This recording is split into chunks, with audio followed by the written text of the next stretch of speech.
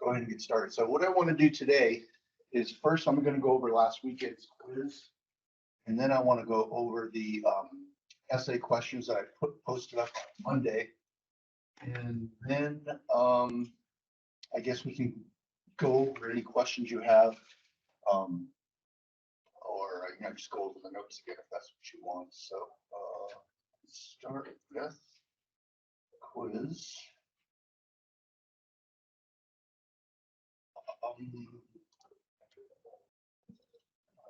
Exam 3, quiz 1, quiz 2.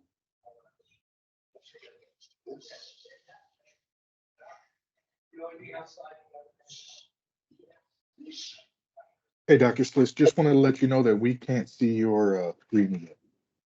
Thank you. Thank you. I forgot to share. I do that all the time.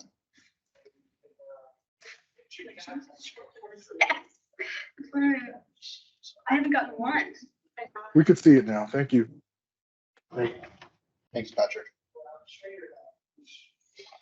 Okay. Here we are. Oh, wait. No. Is this? No, this is the quiz for this weekend. Ooh, that was close.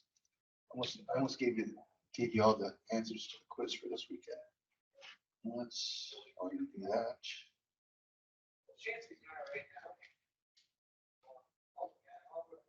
That's the quiz coming up this weekend.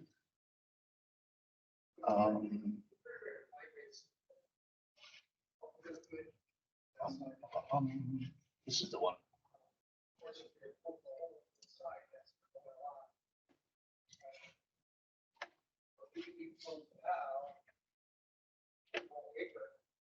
Okay, here we are. So, questionable matching. Oh, I see. Okay. So, what are cohesins? Cohesins are going to bind our sister chromatids together. UPC is an E3 ubiquitin ligase. Here's one. Keep this, that's met above, so that's 3. Bind sister chromatids together. Ooh, that's cohesins, isn't it? Oh, I did that already. Okay. Breaks cohesins down, that is separase. Protein bound to separase, that inhibits it, that's securase. 6 activates APC, that way. Okay, so that's that whole activation of APC and passage of the metaphase to anaphase transition there. It's a combination of cyclin CDK hyperphosphorylates RB. So the key here is hyperphosphorylates. So that's going to be cyclin E CDK2. Target of MPF causes the dissociation, it should be, of the nuclear membrane. And that's our nuclear lamins. They get phosphorylated, they depolymerize, and the nuclear membrane falls apart. CDKI activates cyclin D, CDKs 4 and 6. That would be number 21. So this is one of the KIP class, and these are all the INK class. Cyclin CDK combination passes cell from S phase into G2, the cyclin A and CDK1. Right, because then CDK1 will get us through that metaphase into mitosis as well. In which phase did the cell pause during mitosis? It pauses in metaphase. This is an E3 ubiquitin ligase that targets P53. That's Mr. MDM2 on this. Which cyclin CDK complex passes cell through the G2M? Get this guy. Okay. Combination of CDK hypophosphorylates RB. That would be cyclin D 4,6. Which of the ubiquitin ligase enzymes has substrate specificity? That would be the E3. The E1 picks up the ubiquitin, passes it to E2. E2 binds to E3, which then has substrate specificity. Let's see if I got. See how I get. 10 out of 10, baby. Still rocking it. Okay. Maybe old, but I'm wily. Okay, so let's go back to content and activity. Actually, I don't need that.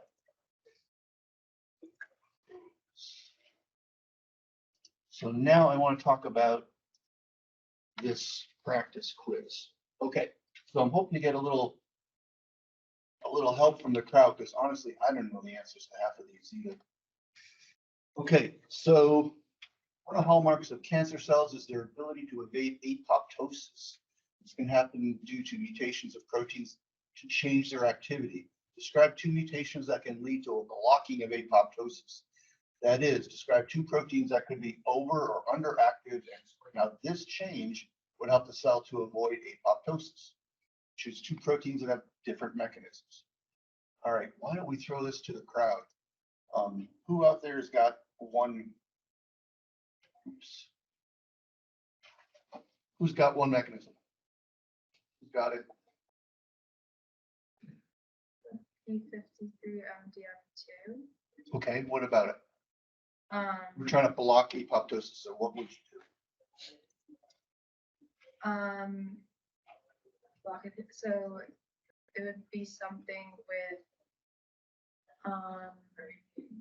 like how I think MDM2 is phosphorylated, something with that. How MDM2 helps the degradation of P53. Mm-hmm. So normally that's avoiding apoptosis, right? Yeah. Okay, so how would you mutate MDM2 so that it's no longer doing that, or it's doing it more so that it can't go into apoptosis, because you would have to have hyperactive MDM2, right? Mhm. How might you do that? So one common mechanism of overactivating a protein is to have it overexpressed. So it could be in a cell where the promoter gets shifted into a more active area of the chromosome and you've got too much MDM2. So then no matter how much you protect P53, it's going to get broken down a lot more. So that's one possible protein, MDM2, and we're going to overexpress it or make it overactive in some way. How about something else? Could we have an, Okay. Oh, go ahead, David. I would say, could you have an overexpression of BCL2 as well?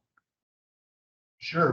Which one would you want to overexpress to block apoptosis? So, I guess it would be the anti ones, because you would bind to and sequester the pro-apoptotic proteins like BAX, which would then prevent like oh my God, I can't speak, so sorry. But anyways, it would inhibit cytochrome C, and that would I guess mess with the activation of, is it caspase, for the caspase cascade? Correct. So your explanation is great, but choose and name one anti-apoptotic BCL2. So at this point, you've got 8 out of 10 on that question. So give me the name of one anti-apoptotic BCL2 you'd overexpress.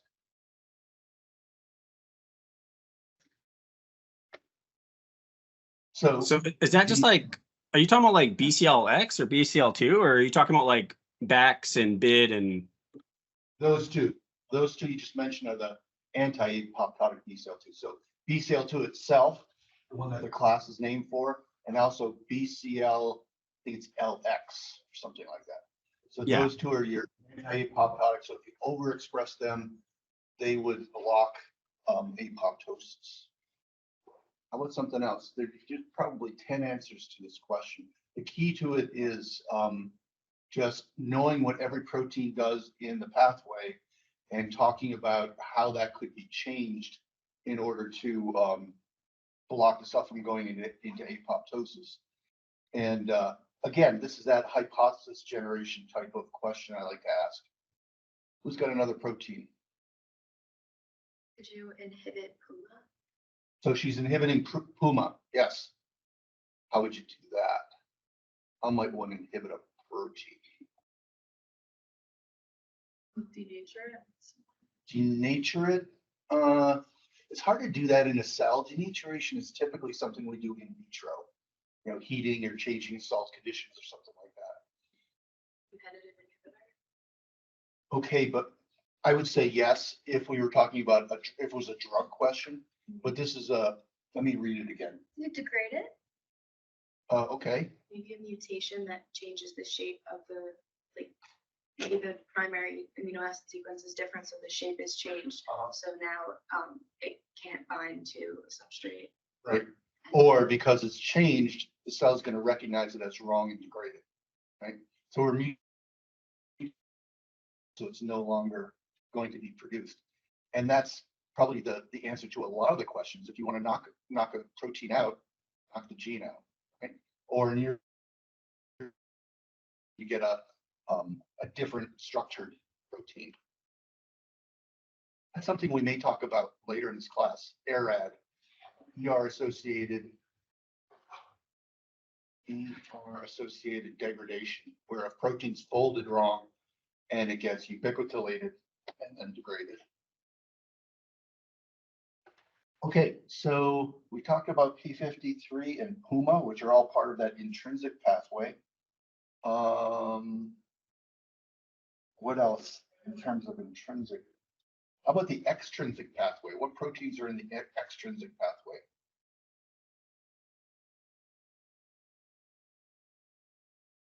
Caspase. Was that fast. caspase 8? Let me just bring up this. Maybe this is better way to look at it than forcing you people to talk. I love forcing people to talk, but I'm not going to do it now.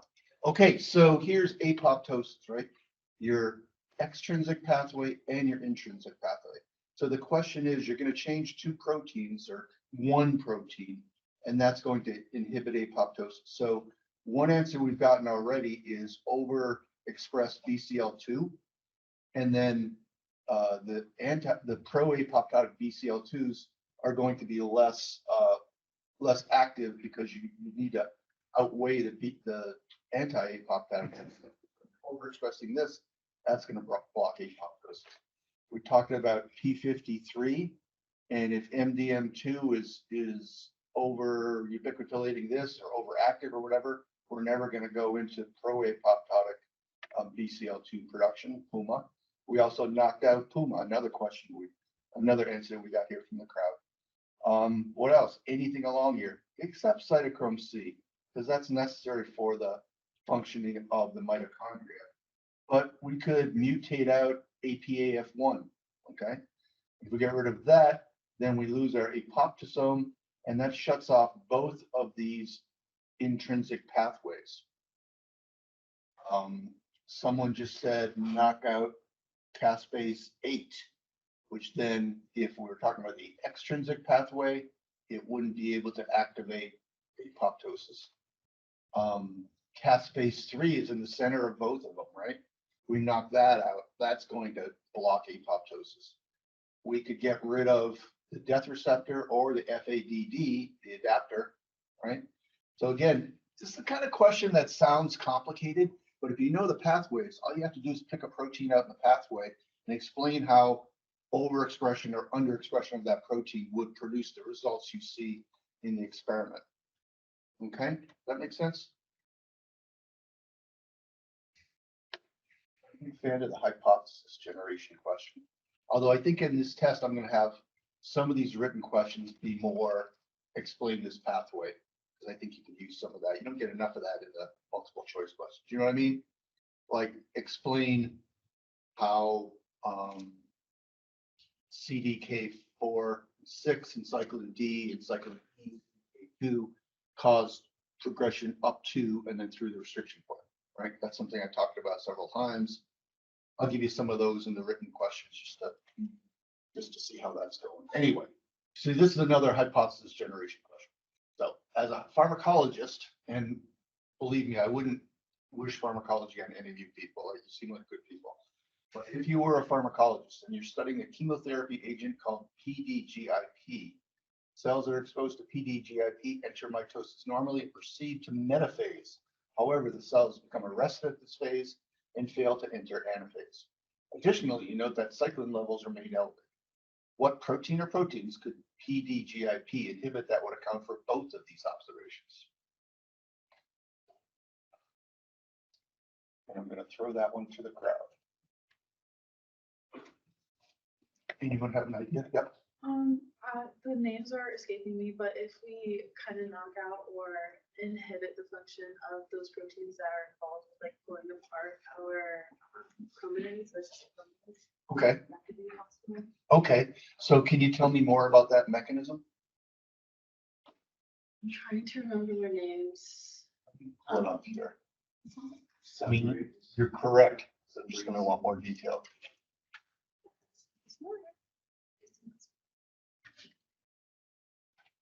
We're talking about this system, right? This is the metaphase anaphase transition. It's our traditional metaphase anaphase. So this is probably what you're talking about, right? Matt and Bob, right? Because I hate to give the answer myself, but I have to do it because I'm a smarty pants. I always have to give the answer. I was that kid in class. I'm still that kid in class. So what we're talking about is the metaphase to anaphase transition, but also notice cyclin levels are staying high here. So we're talking about activation of APC. Okay. So I'm sorry, what's your name? Kaylee. Kaylee. So Kaylee says if we mutate these MAD and BUB proteins, maybe they are not releasing CDC20. So we're not going to activate APC, and then the cell's going to get caught there. And also, as we see in the next figure, activating APC also has to do with activating cyclin. I mean, breaking down cyclin, sorry. So a MAD and BUB protein could be mutated so they're not going to let go of CDC20 when the microtubules attach. What else? Maybe CDC20 could be mutated, right? So it's not activating anaphase, promoting complex. APC has got several proteins, and one of those could be mutated.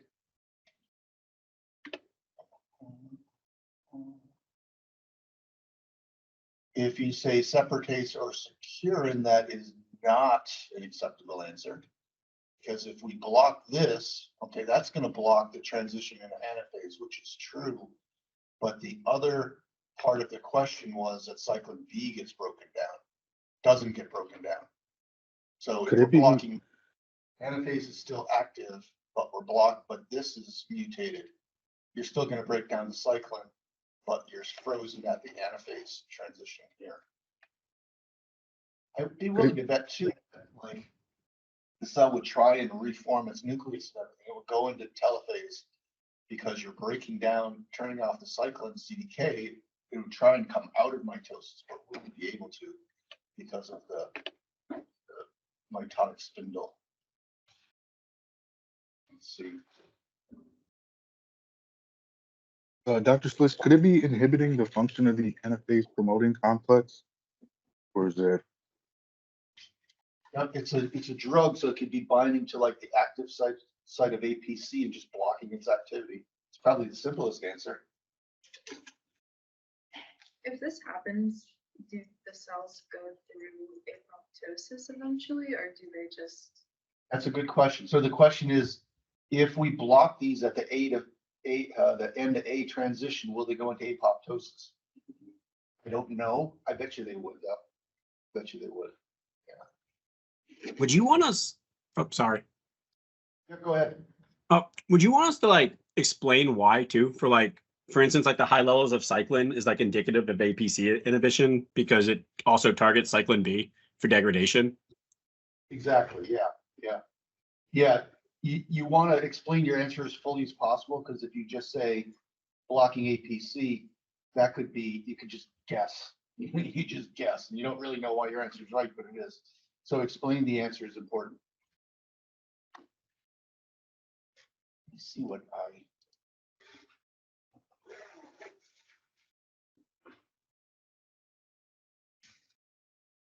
I did answer these questions yesterday, actually. So let me see what I put. I was high on Starbucks yesterday, so I don't know what the hell I was writing at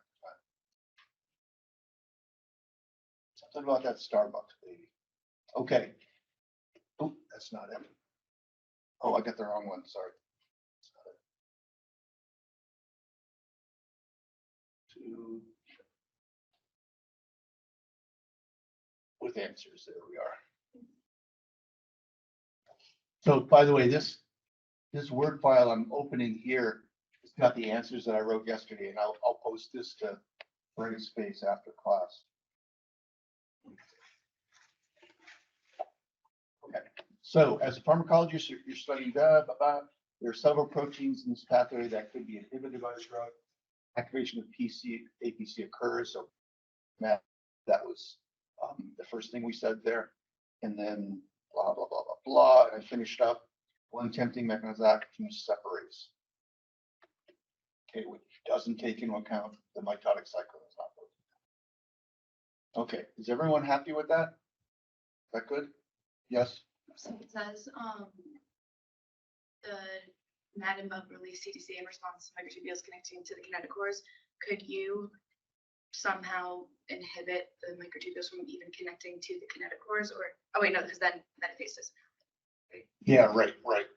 Yeah, you wouldn't be lining up at the center if they weren't connected.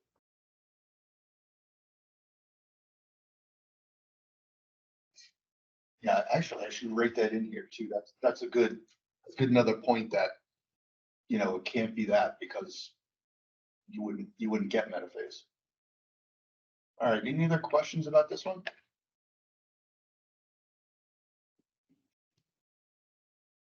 Okay. All right, so this is one of those callback questions. So we talked about motor maps back in chapter 3. So determine whether a kinesin or a dynein motor map is used for each of the mitotic movements during mitosis and explain why. So keep in mind that your dynein goes towards the minus end and kinesin goes towards the plus end. The other thing you're keeping in mind is that the minus ends are all at the asters and the plus ends are where they're polymerizing and depolymerizing. So tell whether the activity requires a polymerization or depolymerization. So I want to know which motor is being used and whether polymerization is happening.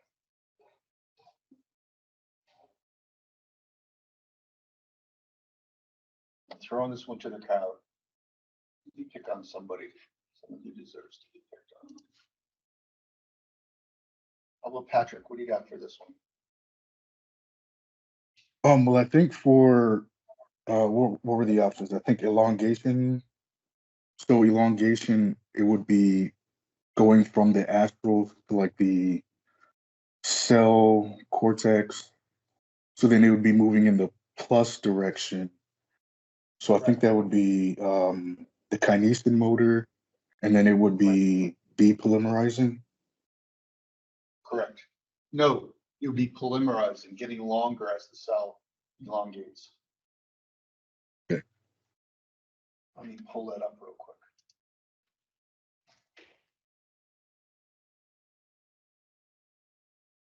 So as they're moving in this towards the plus direction, they're getting longer and longer, and that's stretching the cell. Okay, I think I'm okay. In my head I had the motors that were attached from like the cell cortex to the Oh, these guys over here. yeah, there we go. That one. That's what the one I was thinking of. Those are migration of the The aster. migration of the aster. Okay. So if we go back, early prophase, during G2, I believe the asters duplicate. So you've got two and they're right next to each other. And then they move to the opposite poles of the cell. So what kind of motors are we talking about there? This guy here. Which direction is that moving? To the minus side, right? So that's dynein. That would be a dynein motor because it's moving this direction. And is it polymerizing or depolymerizing? Depolymerizing. Depolymerized, right. So you've got a dynein motor walking towards the minus end, and that's going to, if you shoot a microtubule down from the center, grabs up to dynein motor, the motor pulls the aster towards itself. And then last but not least, we've got Mr. Kinetochore, or the kinetochore microtubules. We've got a motor here, but we also have a motor here. This guy's walking in that direction. This guy's walking in this direction. I'm using gendered pronouns for proteins, which are clearly not gendered. I apologize for that. But anyway, this motor is walking towards the minus end. So which one is that? Third dynein, right? And it's polymerizing. And this one is pulling the microtubule in as it's walking towards the plus end. So that guy would be a kinesin. That protein would be a kinesin. And we're depolymerizing as we go. Both, yeah, both. So. And when there's is kinesin always polymerized? I mean, I know you like don't always, but is if kinesin is involved, can we assume in this case it's polymerizing, and if dynein is involved, then it's depolymerizing? No, because here with this one, this is kinesin and it's depolymerizing. Mainly, the way you can tell is whether, well, obviously whether it's getting longer or shorter, but what's going on with the motion with the migration of the asters. You know, they start in center, they shoot these things out, and then you pull them to the side. So those microtubules are then depolymerizing as they're being pulled that way. And with the sister chromatids, they're being pulled towards the asters. So I guess the answer is whether the motion is towards the asters or away. And the only one that's away is the polar, because you're stretching the cell and the asters getting further and further apart from each other. So you have to polymerize them to get that way. Okay. All right. So what did I say? Oh, I think I got this one right. Early prophase asters are close to each other, second T's after the pull. You know, it's easy to get these questions right when you write them yourself. I know, I brag, but I shouldn't. All right, next question. When a woman or a man, really, men do get breast cancer, is found to have a lump on her breast, one of the first places they look is the lymph nodes. Now, this question isn't fair. I realized yesterday when I was writing the answer to it myself, we didn't cover this yet. This is in the next chapter. So let's just look at the answer here. And the basic idea is, okay, this is out of place. Metastatic roots of cancer cells. So we'll talk about this next chapter, but when a cell breaks free from its tumor and starts to crawl, the way it goes metastatic is it gets into either a capillary or a lymph vessel, and then it gets carried back towards the center of the body. So if it's a capillary, you think about, you know, if it's in the breast, where's the next capillary bed it's going to see? From the capillaries in the breast, the veins are going to get larger and larger and larger, go into the right side of the heart, go back out to the lungs and get smaller and smaller, and there's your first capillary bed. So if it metastasizes to the lungs an awful lot. The other thing is lymph nodes. It's taken up in the lymph vessels, and they get larger and larger until you get to the lymph nodes, and then they get stuck there and set up new tumors there. So if they're becoming metastatic, that's where they want to look, because that's probably where they're going to go first. Again, we'll talk about that in the next chapter. Okay. Next question. If a dish of cultured cells were exposed to a drug that specifically inhibited CDK1, at what point in the cell cycle would you expect them to be arrested? Dr. Splish, would there be like maybe a few different potential answers for this question? Or because isn't like CDC2 or CDK1 involved in like partway through S, G2, and M? Or You're right. Like- And here's the thing, I'm looking for a specific answer, but if you were unsure and explained all of that, I would know you understood the mechanism and I would give you credit for it. But if you think about, let's imagine they're all the cells are synchronized at G1, and now you hit them with the drug, where are they gonna stop first? And you said the answer already, Patrick. So would it be S? What's that, the next phase? Yeah. Where's the first time CDK1 is active? So.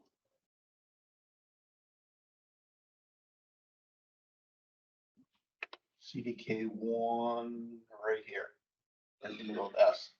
And that's when cyclin A jumps off CDK2 and onto CDK1. And so if CDK1 didn't work, you'd be stuck here in S phase. And kind of the point of that, like, I'd like you to know this whole kind of, they call it the cell cycle clock, how the CDKs and the cyclins keep the cell going in one direction. Order of those things. Okay. That's only a half an hour. So I will post this, I'll post this up. Hell, I can do it now if you want. What else? So we've still got 45 minutes if you want to talk. I mean, do you have any specific questions, or would you like me to go through the PowerPoint quickly? Go through the PowerPoint? Okay. That was really helpful last time. What's that? That was really helpful last time. Okay, good, good. I think too, when I go through it all, I'm emphasizing what's most important. So it is kind of good. So here with mitosis, I mean, this is Bio 101. The only thing I really find interesting or exciting about this is what are the changes that are happening here? Basically got three changes. Your nucleus is falling apart, your asters are separating, and what else? Mitotic spindle formation, nucleus falling apart. Oh, and the condensation of the chromosomes. And what I find interesting about that is then later we find out why that happens. So down here, we get into what's happening. Nuclear envelope breaks down. That's phosphorylation of the lamins. Chromosome condensation, phosphorylation of condensin. Mitotic spindle formation is activation, I guess, basically of non-motor maps. So this is all activated directly by our maturation promoting factor, which is cyclin DCC2. So when it comes to mitosis itself, you all know hopefully the phases of it. You know, I wouldn't say what's happening in metaphase. Come on. Okay.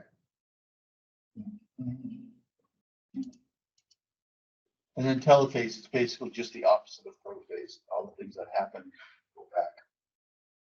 Here's our nucleolus. What did we learn about the nucleolus on Monday? Buck. It's like What's that? it's where ribosomes are made. Where ribosomes are made too. Yeah. But what was the other thing we learned Monday? Is in the nucleus? That's like the dark spot in the nucleus? There's a dark spot in the nucleus. How is it involved in apoptosis?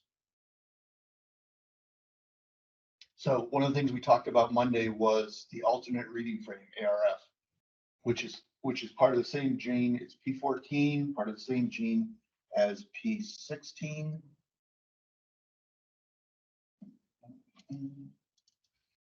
Remember ARF uses one of the same exons as P16, and ARF is going to sequester MDM2 in the nucleolus and cause cell apoptosis. And the reason for that happening is overexpression of E2F. Okay. And I find that interesting. Well, it's a really important mechanism, but also what I find interesting is like we found a new function for the nucleolus, which as far as we know is just kind of housekeeping, making ribosomes. But anyway, there's that. Okay, we talked about this a bit today already. Kinetochore.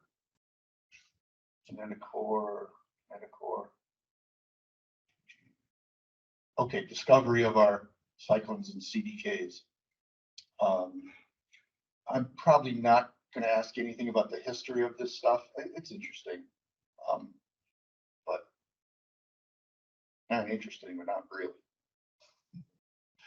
Okay. Cyclins, CDKs, you should know these.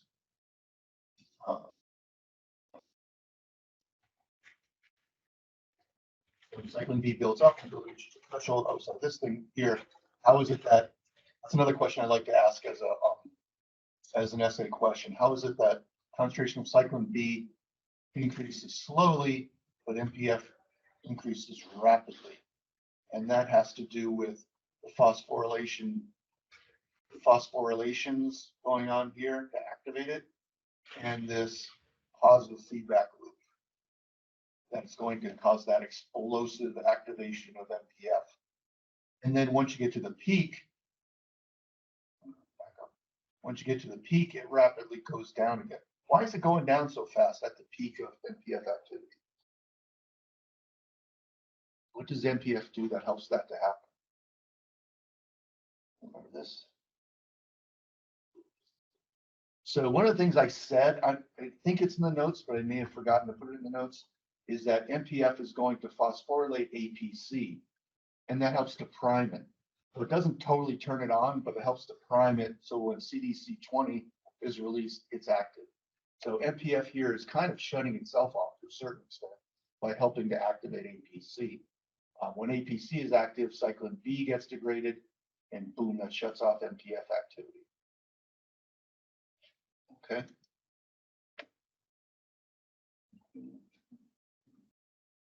So you know me in positive feedback loops, I like them. Okay.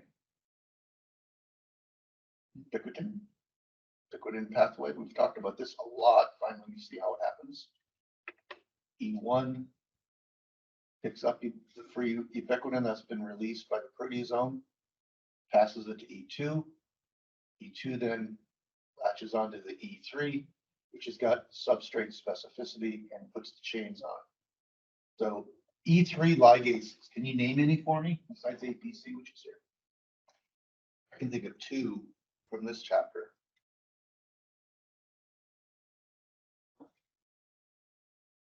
So anytime something is being ubiquitinated, it's being done by an E3 ligase. So P53 is ubiquitinated by which enzyme? MDM2. MDM2, right. So MDM2 is another E3 ubiquitinated ligase. Also, we talked about once you get past the restriction point, P27 gets ubiquitinated. And once you get into S phase, cyclin E gets ubiquitinated. What's the name of that E3 ligase?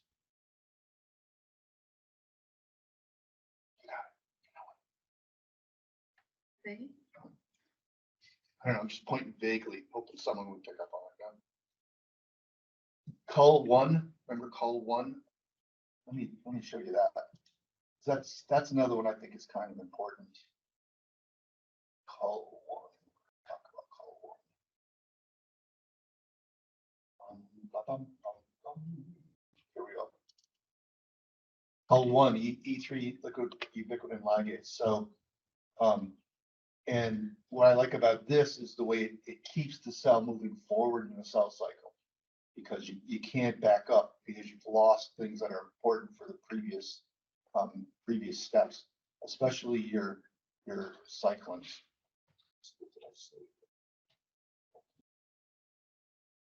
So that's so Cull1 ubiquitinates P27, promotes the passage through R, ubiquitinates free E2F and degrades it. So that's keeping you moving forward, right? You're going to stop making S phase enzymes or the replication enzymes as you move forward. And during S phase, cyclin A displaces cyclin E, and cyclin E gets degraded. So there's three examples of how it's keeping the cell moving forward in the cell cycle by degradation.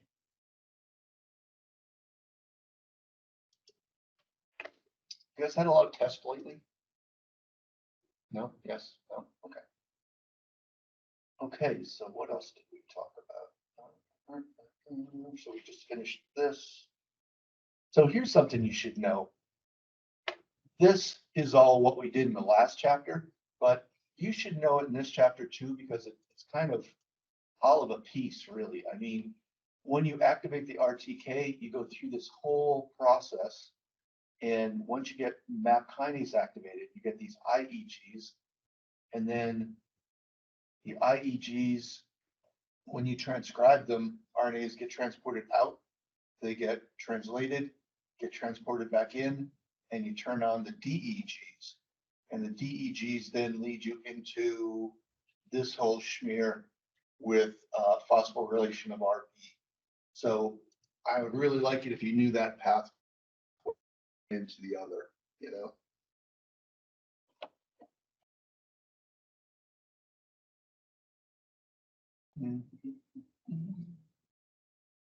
Cascade of gene activation. So when you hit with MAP kinase, I mean, when you hit with the growth factor, basically everything, all the machinery needed to get IEGs is there. That's kind of important too, in that you don't need protein translation to get IEGs produced.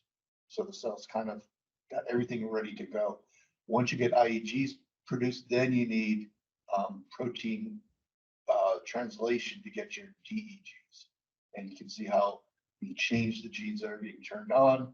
The DEGs then turn on different genes. That's why we call it a cascade of gene activation. These genes activate those genes, and these genes activate those genes.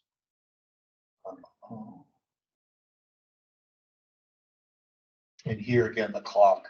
And you should know what cyclins and what CDKs are necessary for each part of this cell cycle. Here's another thing I said briefly, but I didn't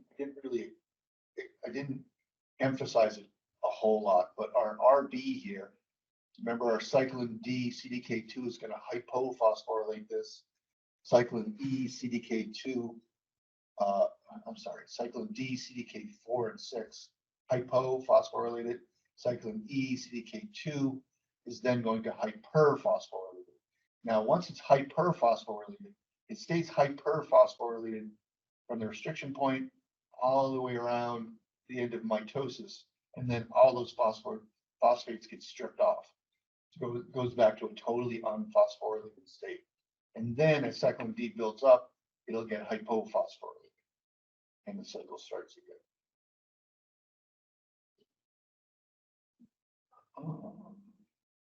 Inks and KIPs. What's most important here is your P21 and P27. P57 is basically the same, a little bit. And over here, P15 is the one that comes up with TGF beta. We talk about that later. P16 shares a codon with ARP or P14. ARF, I'm sorry. Okay. And here we're talking about this whole pathway here, which is kind of interesting. So basically you've got a bunch of these inhibitors around, and they're going to block that restriction point passage by binding to cyclin E CDK2. And that's going to remain blocked until you get enough of the cyclin D CDK4 or 6 around that all of these then bind to those and not the cyclin E CDK2s. And these are free now, and they're going to hyperphosphorylate RB. And so that kind of starts you in past the R, and then we've got these two positive feedback loops here. You know, solution is damn positive feedback loops. You hyperphosphorylate RB, that releases E2F, which then makes more E2F, right? So E2F now can outnumber RBs, hypophosphorylate RBs, so then they become active. But also, you're going to make more cyclin E, which is going to hyperphosphorylate more RB. And then we've also got CUL1 coming in here. or, I'm sorry. Cyclin E CDK2 is phosphorylating COL1 or P27, which then passes to COL1 and gets ubiquitinated. Okay. Can you go back a couple of slides to the one in the cyclin E CDK? Why, can you explain again why the cyclin D CDK4/6 is being produced more before the Yep. point? Yep. The way you want to think about it, cyclin E and CDK2s are there. Yeah. And then you start stimulating with growth factor. And go forward.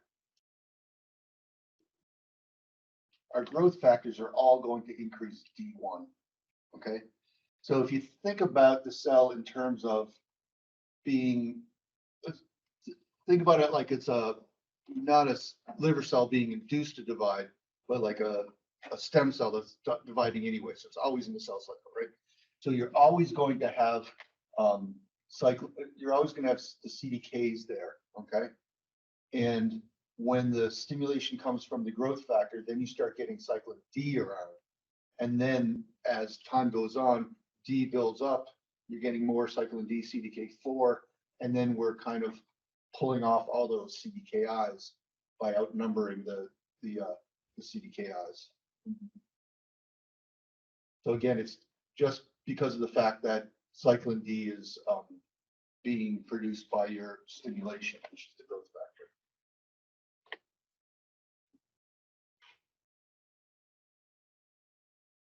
And then there's this. I think I asked a multiple choice question about this. It's not life and death though. Just remember your histone deacetylase, HDAC, is blocking transcription, and the acetylase is allowing transcription.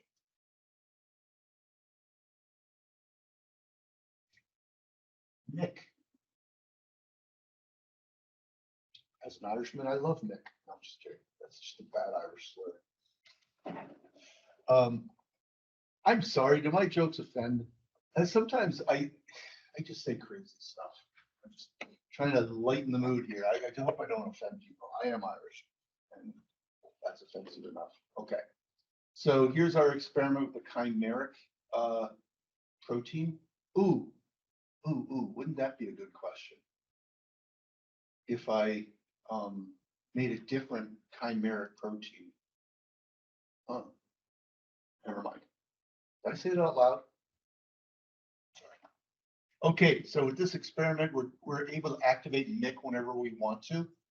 So when we activate MYC in this experiment, MYC alone is enough to get the cells to divide because it does everything, everything necessary to get the cells to divide. And that's by activating binding with MAT, so they're co-activators, and that gives us CDK4 and D2, right? That's getting us up to the restriction point. It's also going to activate or cause the transcription of COL1, which is going to decrease P27. We've seen that a couple of times. Going to cause the transcription of E2F. So we can get enough E2F that even if RB isn't being blocked, we've got lots of E2F there. When it binds to MIS, then it's blocking the CDKIs, blocking transcription of the CDKIs. Which, if you block their transcription, then you no longer inhibit cyclin E, CDK2, and that inhibits RB.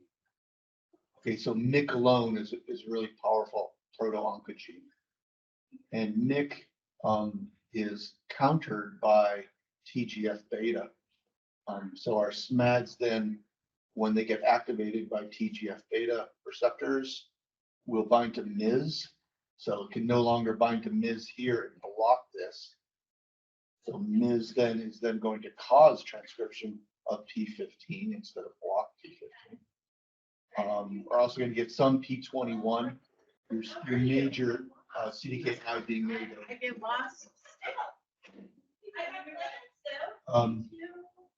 And then another thing that's going to happen is your activated receptor SMAD here, SMAD 2 or 3, will bind directly with E2F, and that blocks transcription of MYC.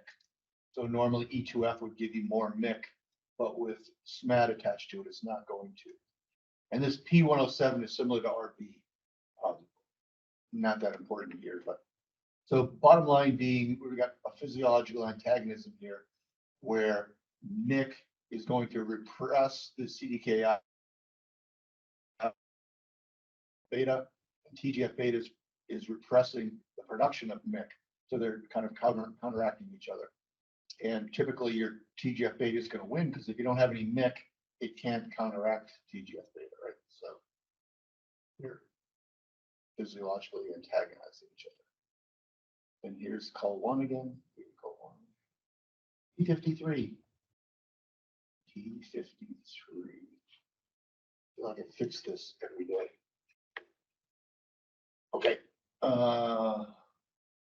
P53, really important for blocking cancer. These are mice without P53 and they die of cancer pretty early in age. There's a human disease, Li-Fraumeni disease, I think it's called, where people lack P53 and they get a lot of cancers very early in life. And this is mainly activated by UV radiation, ionizing radiation, oncogene signaling. The reason I say mainly is we talk about P53 being protected by DNA damage, and these are all due to DNA damage. Some of these other things are more, do the cells have enough nutrients to continue in the cell cycle? That's where P53 is going to come into play with these things. But in terms of DNA damage, this is what's activating P53. And here, this is showing you how quickly P53 can kill a cell, kill cells when there's a lot of DNA damage. So tons of DNA damage, P53 containing cells will die pretty quickly. You guys know what this means? The plus, you know that. Okay, good. I never explained it. Okay, and then this is with one P53, this is with no P53. So these cells just keep chugging along even though they've got massive DNA damage. And as we'll see in the next chapter, that's what causes cancer because you've got mutations on mutations, and mostly cells are going to die, but some cells are going to get more aggressive. And P53, the whole P53 story is MDM2 is continually degrading it by ubiquitinating it. And when there's DNA damage, that activates ATM or ATR. And ATM and ATR activate the checkpoint kinases, which phosphorylate P53. P53 then is no longer a substrate for MDM2. And it can go in one of two ways. It can either just block the cell cycle with P21, right? P21 blocks everywhere after the restriction point, so it's blocking the cell while it's in the S phase and G2. And it's also increasing transcription. DNA repair enzymes. Okay, so we're also increasing DNA repair enzymes here. So it makes sense, right? You've got a little bit of damage, and so the cell stops dividing, increases DNA repair enzymes, fixes the DNA, P53 goes back down, and then the cell goes back just to dividing. But if you've got too much damage to fix, P53 is going to upregulate this pro-apoptotic BCL2 protein. And that's going to block BCL2, and then cytochrome C gets released, APF1, procaspase 9, apoptosome, caspase 3. And this isn't that important. I just think it's cool. Now this is kind of important. So the whole idea that, knocking out, go back again, knocking out one P53 has some kind of effect. But if you have both P53s, but one of them has got a point mutation, so it's not totally knocked out, it just has a point mutation, so it's inactive. The cell keeps making protein from both genes, and every time you have a point mutated protein included in the tetramer, that whole P53 is inactive. So that's why we call it a dominant negative. If you've got that point mutation, it knocks out the activity of almost all of the P53 in the cell.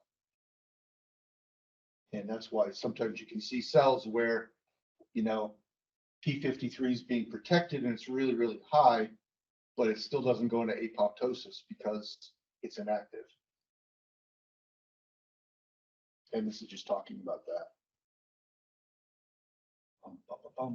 Okay, so now we're looking at E2F mediated overproduction of E2F can cause the cell to go into apoptosis. And here is taking the estrogen receptor again, making chimera. And when estrogen is around, E2F becomes active and the cell goes into apoptosis. This is just something showing. This is a normal size cell. These are small cells, chunks of cells. And that's due to our friend ARF.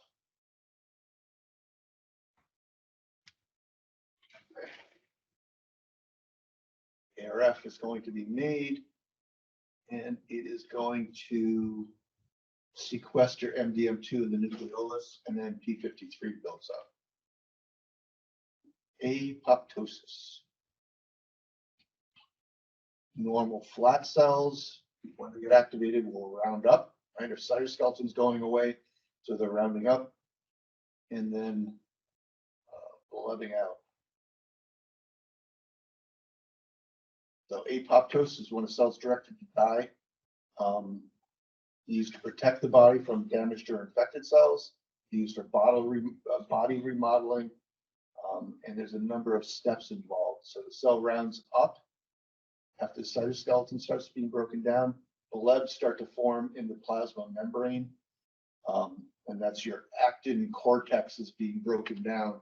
So the lipid bilayer is no longer staying in that shape. DNA gets broken up into 200 base pair fragments and the organelles fragment, and the cell collapses into apoptotic bodies. And they get cleared out by phagocytes. And there's your 200 base pair ladder. And that's just talking about here. Why do we have deep 200 base pair fragments? It's because that's the nucleome structure of the chromatin. And DNA just gets cut where it's free. That's not that important. Don't worry about that. I just think it's interesting. It's important to know the difference between what I think is important and what I think is interesting. Isn't it, or no? Yeah. Okay. Okay. How does apoptosis happen? You've got activator, executor. You've got initiator and executioner caspase. It's really only the one executioner that really gets talked about. Caspase 3. Caspase 8 and 9. 8, remember, is your extrinsic pathway, and 9 is the intrinsic. And you could probably guess, since we've got a caspase 9, there must be a caspase 1, 2, 4, 5, 6, 7, and possibly even 10. But we're just worried about these 3 right now. They're the most important ones. And also keep in mind they're all stored as procaspases in the cell. So they've got a little peptide that's covering the active site, and when that gets cleaved off, they get activated. And here's for our intrinsic pathway, or BCL2s. You've got your pro-apoptotics and your anti-apoptotics. And basically, if you remember your anti-apoptotics, then everything else is a pro-apoptotic. There's only 2 here. And then these guys, BIM-BID, BAC-BID, these guys, and then Noxa, Puma, pro-apoptotics. And basically they're blocking BCL2 activity. So, and it's more or less stoichiometric. When these outnumber those, you get apoptosis because these guys are blocking cytochrome C release. And so when they're no longer active, cytochrome C gets out, and we formed our, well, that's bad,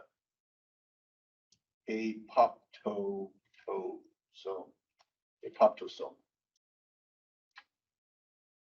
So cytochrome C, APF1, caspase 9. And it forms this beautiful wheel here. And right in the center is your Pro Caspase 9 that gets activated to Caspase 9, and then Caspase 3 comes up and gets activated off that wheel of death. And again, here we are, our external pathway and our internal pathways. I keep harping on over here too, our integrins being involved in keeping the cell alive by attaching to extracellular matrix. Because that's really important, right? Because once the cell loses that necessity, it can become metastatic, right? If it doesn't have to, if it needs that and it goes into the blood, it's going to die because it won't have that connection anymore. But once the cell becomes metastatic and goes into the blood, it needs to be able to block this pathway in order to keep surviving. And they bumped us on. Okay, I guess I've gone through it all again. Doesn't seem like that much, but it seems like an awful lot. I'm not really sure. Does it feel that way to you too? I mean, it's only 3 lectures, but geez, oh whiz. Any questions, comments? Let's throw it out to the crowd. How are you guys doing? Any questions back here? I guess at some point today, could you remind us again of the logistics, like when it's gonna open up and I mean, how long it'll be open, as well as like if it's open next week, does that mean we won't have lecture next week? Right, so going forward, there will be a quiz this weekend on kind of the second half of this chapter. And then the exam will open on Tuesday and it'll be available until Sunday. And no, there won't be any lectures next week. Okay, Okay, thank you. Jay, does your microphone work? Can you say hello? They wrote in the chat earlier that they were having some audio issues. Okay. How do I get to the chat? How is it? Doesn't matter. Okay, any other questions or should we call it a day? Call it a day? Sure, I'm just throwing it out there that I realized earlier in the semester that unless I was using the actual app, if I was just using the web version of Teams, I didn't have access to the chat. So I don't know if that Okay. might be what's going on. Yeah. See, I went in through Outlook, so maybe that's why. I don't know. Who knows? Okay, guys. I'm gonna call it a day here, and thank you for coming. See you later.